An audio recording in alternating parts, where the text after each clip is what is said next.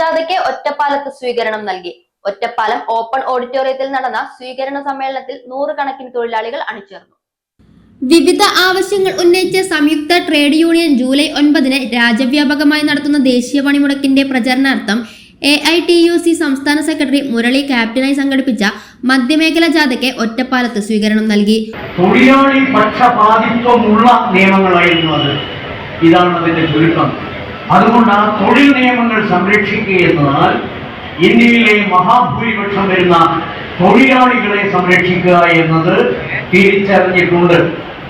May 20-നായിരുന്നു നേരത്തെ നമ്മുടെ ദേശീയ പണിമുടക്കം പ്രഖ്യാപിച്ചത്. ഹംസ സൂചിപ്പിച്ചതുപോലെ ഭീകരവാദികളുടെ കടന്നാക്രമണം അപ്രതീക്ഷിതമായി ഇന്ത്യയിലെ അതിർത്തി പ്രദേശങ്ങളിൽ ഉണ്ടായപ്പോൾ ഇന്ത്യൻ തൊഴിലാളി വർഗം പ്രഖ്യാപിച്ച് ഒറ്റപ്പാലത്തുൾപ്പെടെ ജാഥയെ സ്വീകരിക്കാൻ ഒരുങ്ങി പ്രാദേശിക തലം വരെ ജാഥകൾ പ്ലാൻ ചെയ്ത് എല്ലാ ട്രേഡ് യൂണിയൻ നേതാക്കളും താഴെ തലങ്ങൾ വരെ ജാഥകളും പ്രചരണങ്ങളും പരിപാടികളുമായി മുന്നോട്ട് പോകുമ്പോൾ ഈ ഒരു സ്ഥിതിവിശേഷം ഉണ്ടായപ്പോൾ ഇന്ത്യൻ തൊഴിലാളി പറഞ്ഞു, ഞങ്ങൾക്ക് ഒരുപാട് രോഷമുണ്ട്.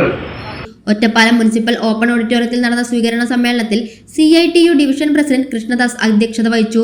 ഒറ്റപ്പാലം MLA അഡ്വക്കേറ്റ് പ്രേംകുമാർ, ജാഥ vice captain Hamsa, manager Mini, വിവിധ ട്രേഡ് യൂണിയൻ നേതാക്കളായ സുനിത കുര്യൻ, ജേക്കബ് ഉമ്മൻ എന്നിവർ സംസാരിച്ചു. ഒറ്റപ്പാലം MLA അഡ്വക്കേറ്റ് പ്രേംകുമാർ, ജാഥ vice captain Hamsa, manager Mini, വിവിധ ട്രേഡ് യൂണിയൻ നേതാക്കളായ Sunitha Kurian, Jacob Oommen, CITU division secretary Bhaskaran, ജാഥ ക്യാപ്റ്റൻ മുരളി എന്നിവർ സംസാരിച്ചു.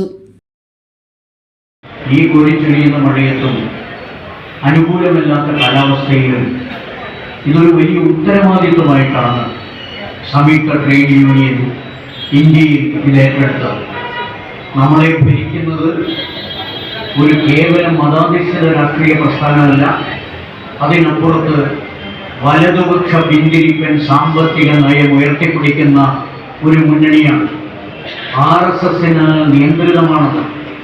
അത് ജനദ്രോഹ തൊഴിലാളി വിരുദ്ധ നയങ്ങൾ ആവിഷ്കരിച്ച് നടപ്പാക്കുകയാണ്.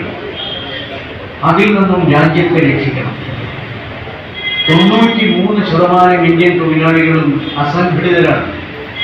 7% സംഘടിതർ. ആ സംഘടിതരെ കൂടി അസംഘടിതരുടെ പട്ടികയിലേക്ക് കൊണ്ടുവരാനാണ് ചുരുക്കി പറഞ്ഞാൽ ലേബർ കോഡുകൾ, തൊഴിൽ നിയമങ്ങൾ നേരത്തെയും ഭേദഗതി ചെയ്യപ്പെട്ടിട്ടുണ്ട്.